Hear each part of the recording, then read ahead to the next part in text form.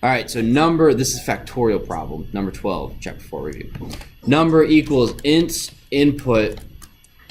Please enter the number you want to factorialize. Is that enough? Is that a word? It is now. Factorialize.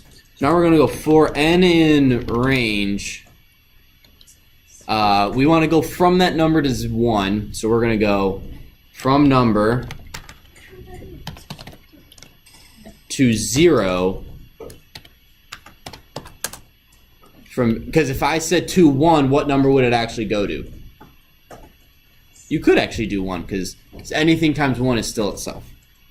So this could be 1 here, or you could have it as 0. I'm going to do it as 0. So if I'm going, so in range of 7 to 0, oh, I just have to go down by 1.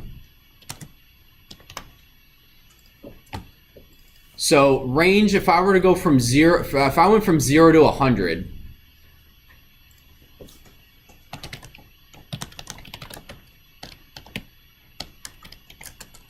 oh gosh,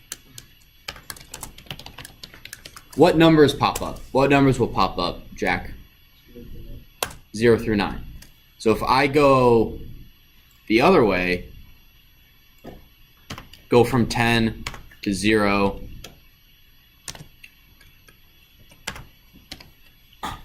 -1, what number will be the last number shown?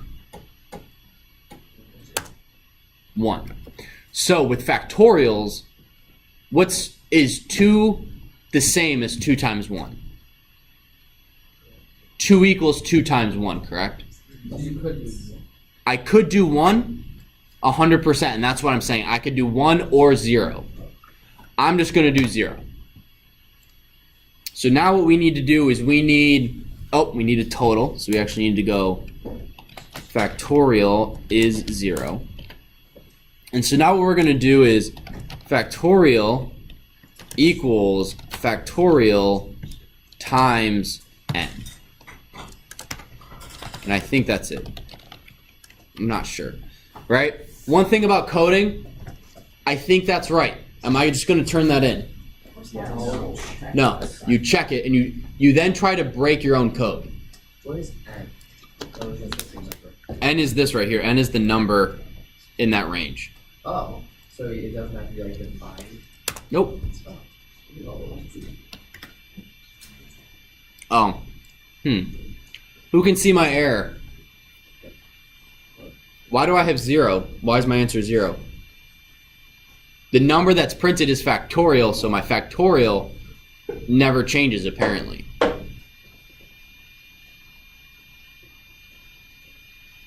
Robert?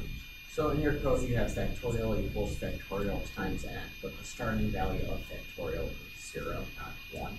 Yep, so times 0 is 0. Correct. So if we go 7, 50, 40. So that's pretty much just discussion. Yeah, sure.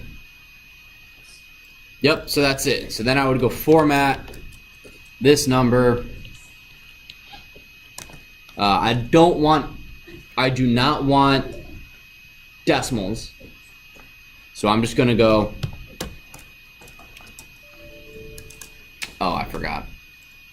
Oh, do you guys see this error right here? Unexpected EOF while parsing. EOF stands for end of file. Basically, that means the very last line of your code there's something wrong with. And it's typically either you're missing a parenthesis or you're missing a apostrophe or quotation mark. In this case, I'm missing a parenthesis. So then I hit, please, I want to factorialize 7. You guys have any questions on that? Adam. What's the code do? That just puts the comma in the thousandths place. And like I said, I could have this be a 0 or it can be a 1. It'll still work.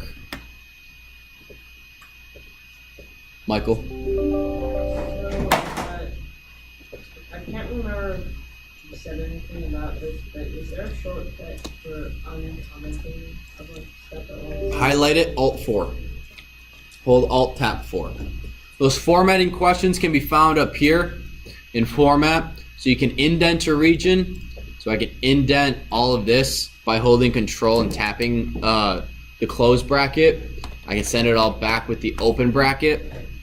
With Alt 3, I can comment stuff, and Alt 4, I uncomment it. Yep.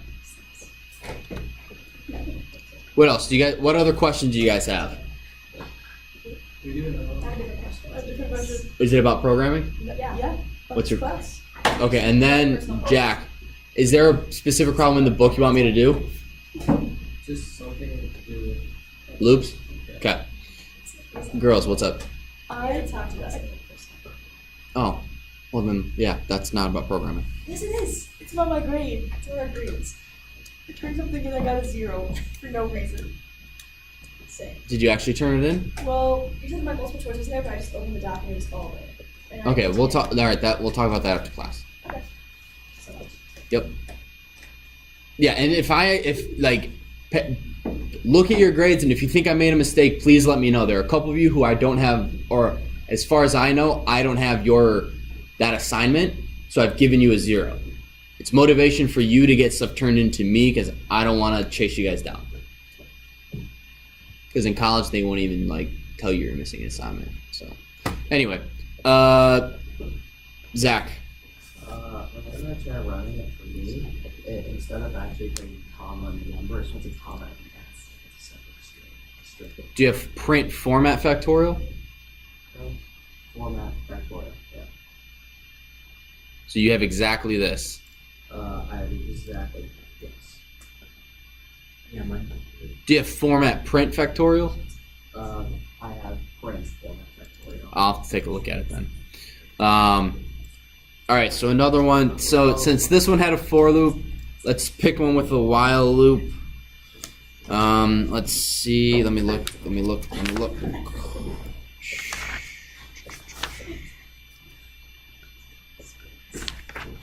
All right, there are no. Wow, I can't believe there's no while loops in the back. All right, so let's do. So there is a budgeting question that's part of your homework. is it what the off-campus learning there, or is that too fast? Is it? I'll assign you guys homework tomorrow that you guys can work on. It's due Monday. But that includes all. There's just one assignment. Yeah. Oh, phew. Yeah, I'm going to give you guys one assignment starting tomorrow that you guys can work on during this class in your off-campus learning day, and then it'll just be due Monday or Tuesday. So is that the chapter 4 deal that you want to start tonight? Yes. That's the assignment. Yes. That's all we have to do. Okay. Yes. Thank you very much. You're welcome. So the budget analysis. Now I'm going to do this both with a while loop and with a for loop to show that you can do certain problems allow you to do either one. So the first one is write a program that asks the user to enter the amount he or she has budgeted for a month. A loop should then prompt the user to enter each of his or her expenses for the month and keep a running total. When the loop finishes, the program should display the amount that user is or under budget. So we're going to go, what's your budget? Is float input. What is your budget?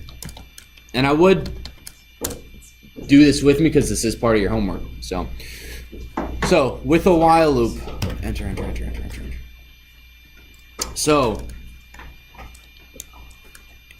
we're gonna go more equals no. Well, yes.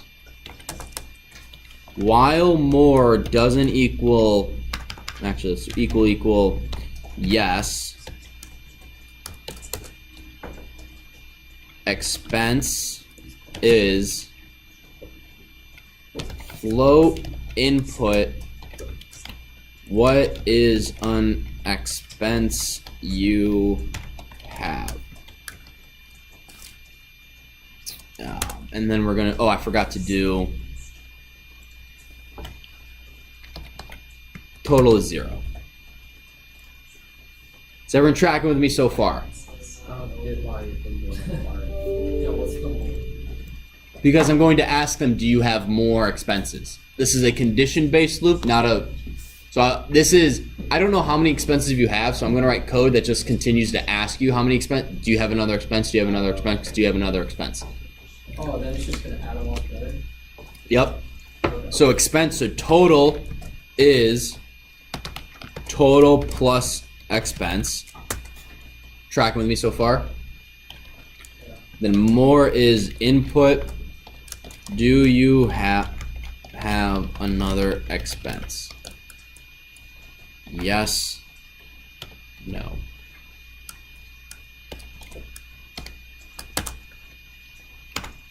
Right? Is everyone following this? And you know what? Actually, what I'm also going to do print total so you guys can see how the total adds up. I don't want to factorialize anything right now. Hang on.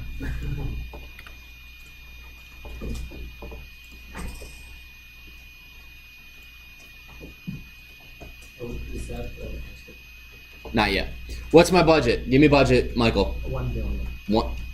Michael. 1,000. There we go. 1,000.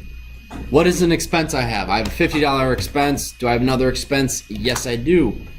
What's the expense? Well, I just bought this for $60. Do I have another expense? Why, yes, I do. I have another $150 expense because gas. No, that's not gas. That it would be $60. yes. And let's say my rent, is $600, whatever. Oh, and you also want to buy a new PC, so that's it. And donuts for your class. Okay, guys. Do I have another expense? No. No, you have like, you So have to buy a stone conducting. no. And you got Guys, stop. Does this make sense? Yep. Okay, I only have a few more minutes. Jack, do you get it? Yeah. Okay. This is my current total money that I've spent. At the end of the loop, what I'm going to do is I'm going to go print you spent total out of your budgeted and then budget. So now what's my budget? Let's go 1,000 again. I have a $500 expense, and then now I don't. So I spent 501 out of my budgeted $1,000. What your homework should do, because I don't have time to do this, is to basically say, are you under or over budget? The book says, when the loop finishes, the program should display the amount that the user is under or over budget. I'm adding to that. You guys need to put an if statement saying you are over, you are under budget. So would that be So then you would put, if total, I'll do one of them. If total equal budget, print you spent your exact budget. And then I can go elif total is, so if I spend more than my budget, and then I have else.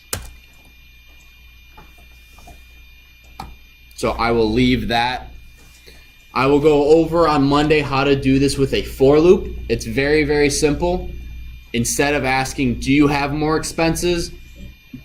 Up here you ask, how many expenses do you have? How many expenses do you have? And then for X in range of expenses. What?